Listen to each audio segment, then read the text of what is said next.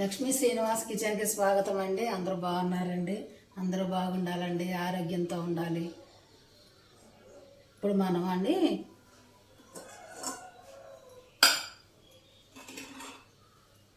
France అండి, రొయ్యలు, పచ్చి రొయ్యలు, గోంగూర, పచ్చి రొయ్యలు గోంగూర కర్రీ చేసుకోబోతున్నాం ఈరోజు మనం. రండి చూద్దాం. పచ్చి రొయ్యలు గోంగూర చాలా సూపర్ టేస్టీ రెసిపీ అండి. చూద్దాం రండి ఎలా చేసుకుందాం.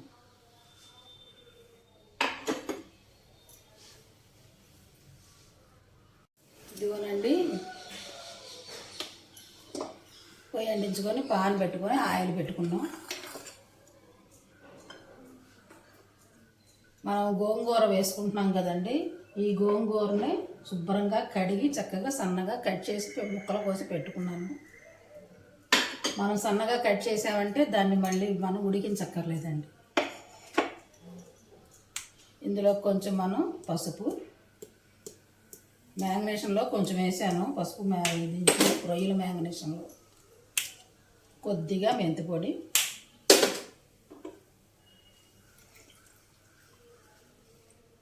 కాగింది కదా. ఇందులో కొంచెం తాలింపు వేసుకుంటే బాగుంటుందండి. ఎందుకంటే మనం గోంగూర వేస్తున్నాం కదా, గోంగూరకి కొంచెం తాలింపు ఉంటే టేస్ట్ ఉంటుంది అన్నమాట. కొంచెం ఆవాలు,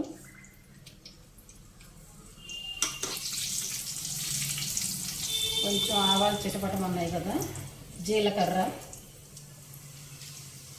ఇలా మనం కట్ చేసిన చక్కగా వెల్లుల్లి వేస్తే ఇందులో సూపర్ టేస్టీ అండి.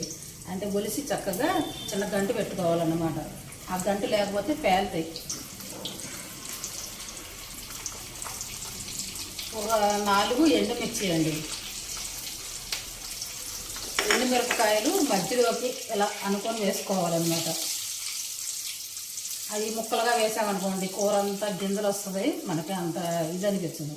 తినేటప్పుడు గింజలు తగులుతాయి. ఇలా అయితే మనకి గింజలు తగలవు అన్నమాట. తాలింపు వేసుకున్నాం కదా, అది వేగుతుంది. అందులోకి కరివేపాకు, పచ్చిమిరపకాయలు, 4 పచ్చిమిరపకాయలు గంటి పెట్టుకుని. గోంగూరలో పచ్చిమిరపకాయలు సూపర్ టేస్టీ అండి. కరివేపాకు,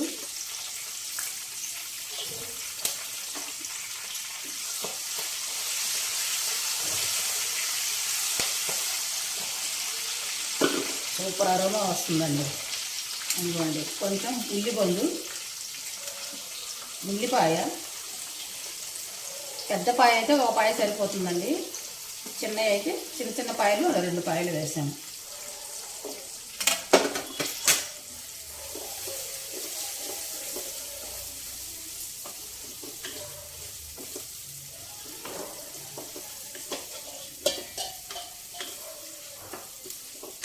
ఈ ఉల్లిపాయలు కొంచెం బాగా వేగాలండి.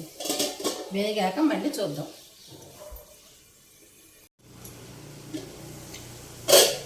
ఉల్లిపాయ చక్కగా వేగిపోయిందండి.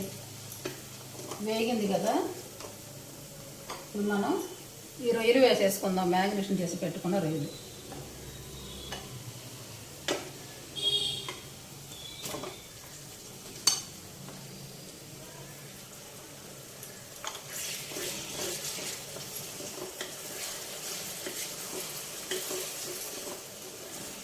మ్యాగ్నేషన్లో నేను ఉప్పు, పసుపు, కారం అంతే వేసానండి.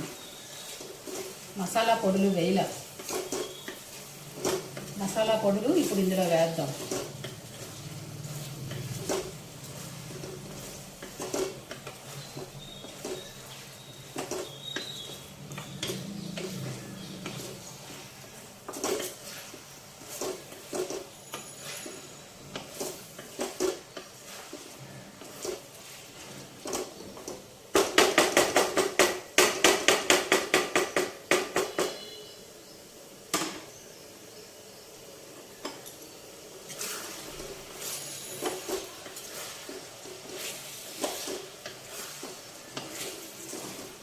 కొంచెం రొయ్యలు వేగాక ఇవి వేద్దామండి.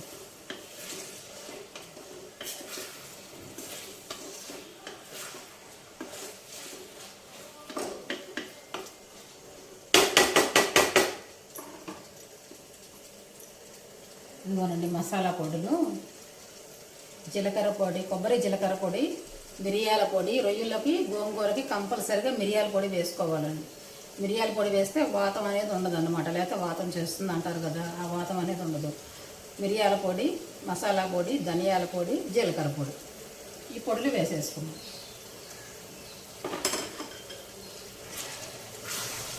అంటే నేను 1 స్పూను 2 స్పూన్లు అని ఎందుకని చెప్పట్లేదంటే మీరు తీసుకునే క్వాంటిటీని బట్టి ఉంటుందండి. మీరు మరి పావు కేజీ తీసుకుంటారో, అర కేజీ తీసుకుంటారో, కేజీ తీసుకుంటారో తెలియదు కదా. నేను తీసుకున్నది మాత్రం ఒక అర కేజీ ఉంటుందండి. ఒక అర కేజీ ప్రాన్స్ ఉంటాయి. వీటికి ఒక పెద్ద స్పూన్ ఏమో గసగసాల పొడి, ఒక అర స్పూను జీలకర్ర పొడి, ఒక పెద్దది 2 స్పూన్లు ఏమో ధనియాల పొడి, ఒక పావు స్పూను మిరియాల పొడి వేసాను. మీ క్వాంటిటీ బట్టి మీరు వేసుకోండి.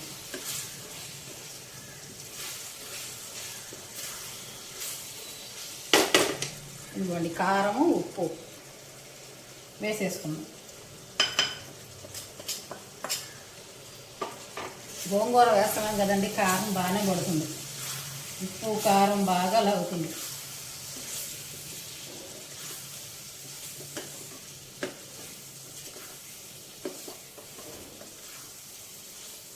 ఇవి రొయ్యలు బాగా వేగాలండి. వేగిన తర్వాతే మనం గోంగూర వేసుకుందాం.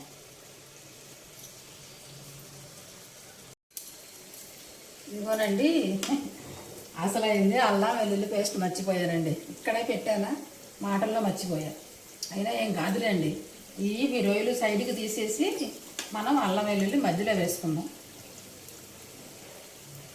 దంచి పెట్టుకున్నాను, ఇక్కడే ఉంది, మర్చిపోయానండి, వేయలేదు. మధ్యలో మనం వేగిన తర్వాత ఇవన్నీ కలుపుకుందాం. అల్లం వెల్లుల్లి వేగిన తర్వాత ఇవన్నీ కలుపుకుందాం. వేగిపోద్దులేండి, ఏమవుదు.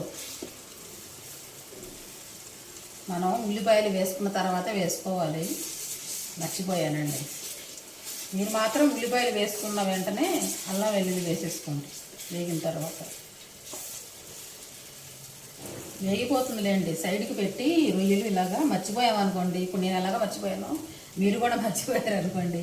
అలాంటప్పుడు ఏం చేస్తారంటే ఇవ్వండి, ఇవన్నీ ఇలా సైడ్కి పెట్టి మధ్యలో అల్లం వెల్లుల్లి పేస్ట్ వేసి వేయించేసుకోండి.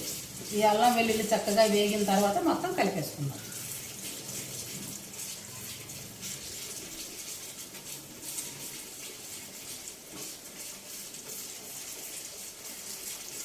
కొంచెం వేగనిద్దాం. వేగిపోయిందండి అల్లం వెల్లుల్లి. ఇంకేమన్నా కలిపేసుకుందాం. కలిపేసుకొని శుభ్రంగా మళ్ళీ ఎర్రగా వేయించుకుందాం.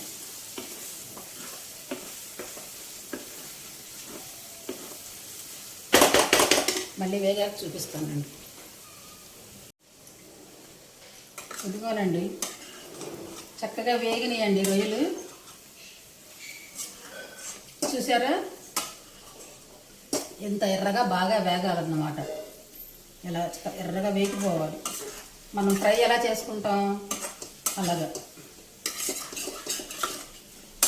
అంత బాగా వేగిన తర్వాత మనం గోంగూర వేసుకోవాలి. ఇదిగోనండి కట్ చేసిన గోంగూర.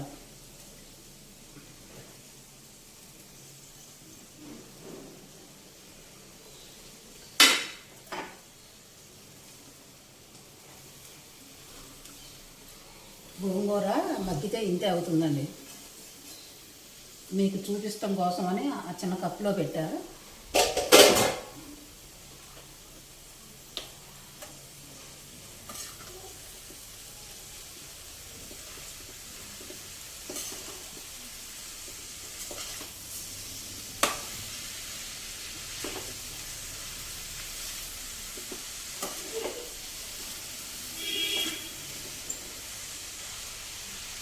గోంగూర కూడా వేగిన తర్వాత మీకు చూపిస్తాం. ఇదిగోనండి చూసారా, చక్కగా గోంగూర మగ్గిపోయింది.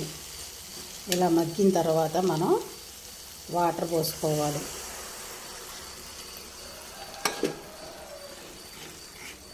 వాటర్ పోసుకొని చక్కగా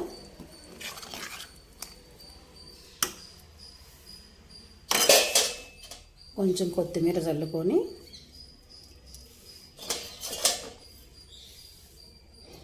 మూత పెట్టుకోవాలండి. మూత పెట్టుకుంటే చక్కగా ఉడికిన తర్వాత మళ్ళీ మీకు నేను చూపిస్తాను. ఇదిగోనండి, అయిపోయింది మన గోంగూర కర్రీ.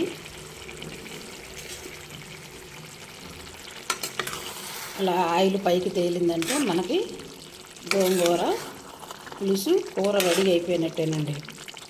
మనకి ఇందులో గోంగూరే కనబడుతుంది, రొయ్యలు కనబడుతున్నా. రొయ్యలు చిన్నవి కదండి, అందువలన మనకి గోంగూరే కనబడుతుంది ఎక్కువ. పెద్దవైతే చక్కగా రొయ్యలు కూడా కనబడేవి. ఇప్పుడు కొత్తిమీర వేసుకొని అంతేనండి, స్టవ్ ఆపేద్దాం. అయిపోయింది. ఇదిగోనండి మన రొయ్యలు గోంగూర సూపర్ కర్రీ అండి, టేస్టీ కర్రీ. చక్కగా చాలా చాలా టేస్టీగా ఉంటుంది. నచ్చితే మీరు కూడా ఇలానే చేసుకోండి. లైక్ చేయండి, షేర్ చేయండి, సబ్స్క్రైబ్ చేసుకోండి. నచ్చితే మీరు కూడా ఇలానే చేసుకోండి. Thank you.